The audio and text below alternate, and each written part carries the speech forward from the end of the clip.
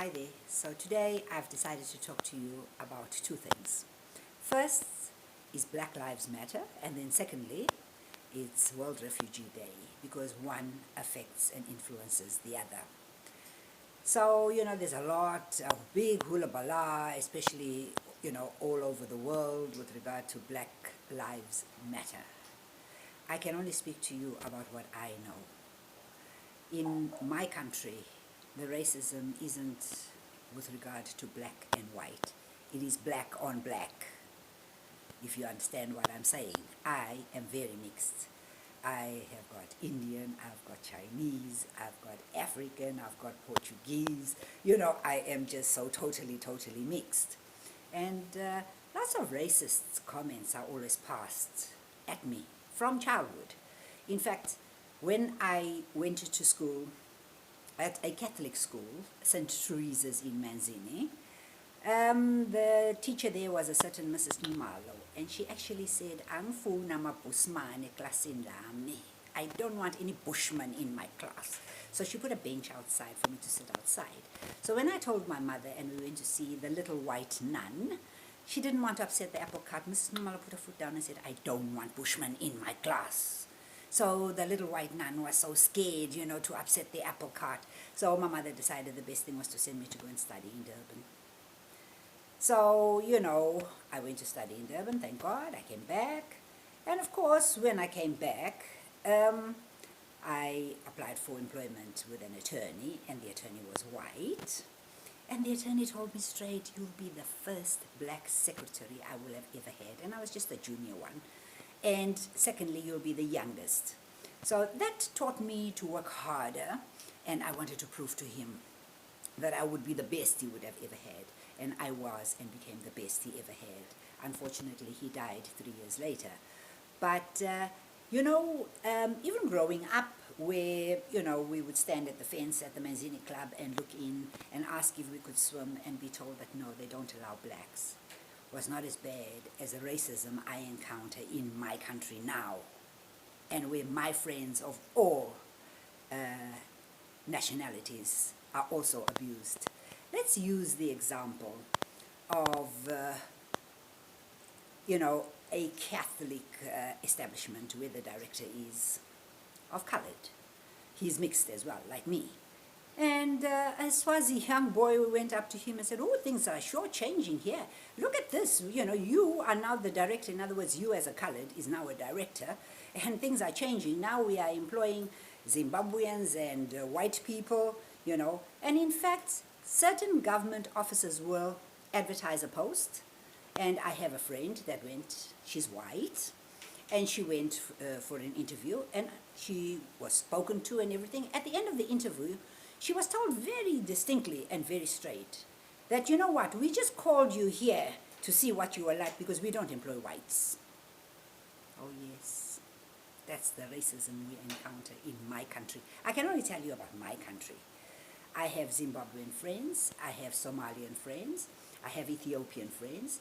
It is not abnormal for these to be targeted. They actually tell my friends, "Asfuna mashangan la namangangawan." We don't want Shangans and Nigerians here. We are all Africans. You know that? We are all Africans. Even I am subjected a lot of times to racism. I can be jogging along, minding my own business, and a Swazi gentleman will say, for example, he'll say, "Unjani," which means, "How are you?" And you say, "Good morning." And he looks at you and he says, "Ngithi mina unjani." I'm saying, "How are you?" And you say, "Hey, good morning," and you carry on. Then he looks at you and he says, "Cabanga ukuthi bengamsoma ibusman." You really think I would propose love to a bushman? Who never? That is how they are. You see, when they can't get what they want, that's how they behave. This is why South Africa has such a problem. Because the more you label and you name call people, the higher your anger goes. And the higher your anger goes, then you start to have, gender-based violence. The men are killing the women are killing the men, the children are being killed. All this because, even the dramas that come from South Africa, the soapies, they all got a lot of underlying anger. It is scary stuff. That's why I don't watch it.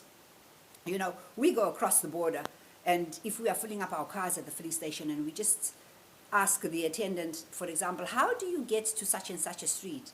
He'll start giving you all sorts of weird directions. The others will start laughing. And then you'll look at him and you'll say to him in Zulu, "Ooh, ngiyabonga kakhulu leli sito." And then he says, Kansi, thank you for the help. Oh, Kansi, you speak the language. No, let me tell you the easier way to get there. He was bluffing you. He was lying. So, it's better for you to just use your GPS and mind your own damn business because, there's always this biasness. It's total biasness.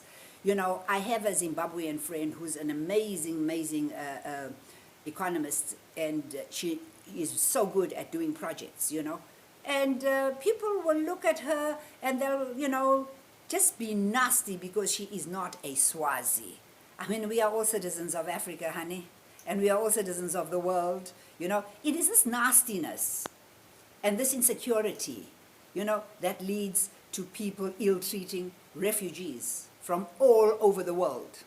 You must realize that a garden is only beautiful with all types and kinds of flowers. That's what King Sobhuza said at the independence celebrations in 1968. So a garden has to have all types and colors of flowers, something the Swazi nation does not accept.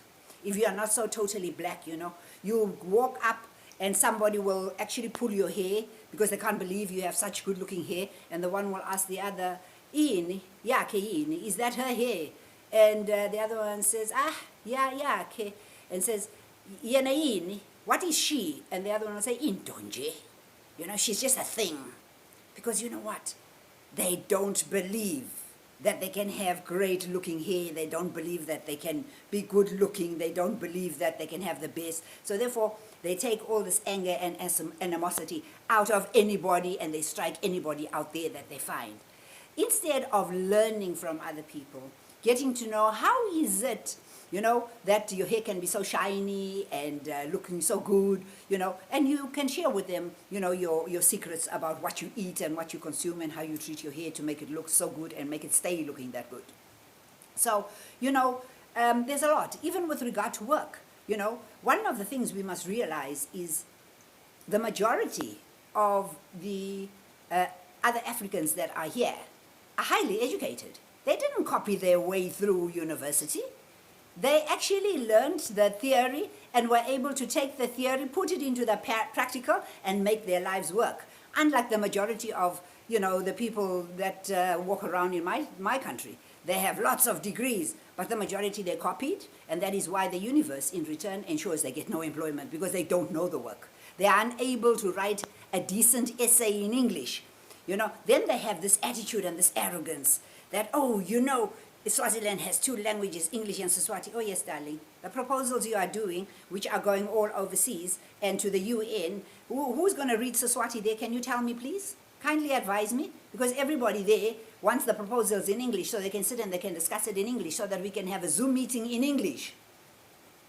I mean, you can't write an essay in English, but you have a university degree. How much did you copy, darling? So, you see, it's all these insecurities, these fears that other people are taking their jobs comes as a result of them being insecure because they don't really know the work. They've got the pieces of paper.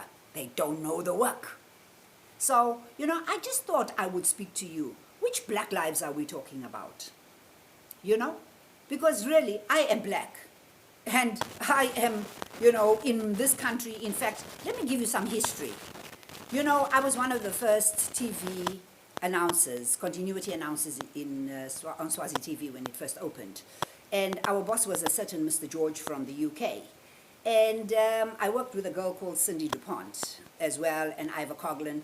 And we were all there, and it was great. And whenever I worked, the station was a buzz because people would actually send food from restaurants, and there would be a whole lot of food in the studio, which I would share with everybody. They would phone and ask, "What would you like to eat for supper?" Blah, blah, blah. People got jealous. They reported it to the DPM. The DPM then was Zonke Khumalo. How? Zonke Khumalo took away my citizenship. He said when I turned 21, because I was under my father's, I did not apply for citizenship, and therefore he made me stateless. I held stateless passport number 1 in this country. You see, and immediately there were no more continuity announcers because I was better than all of them put together there, and they didn't like the fact that I looked different and I was loved, and wherever I went, I was, treated as a celebrity. They didn't like that. Okay, so then I was made stateless. Luckily for me, Magela Masugu, of course, ensured that I filled in a new application.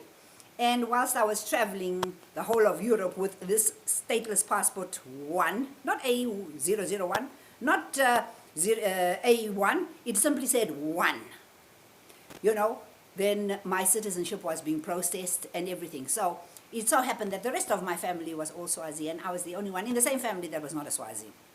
Because, you see, lots of coloreds, it was said in this country, colored people are not Swazis. This is the history that we have in this country and the biasness towards people who are mixed like myself. I just thought I would let you know. So which black lives are we talking about, that matter?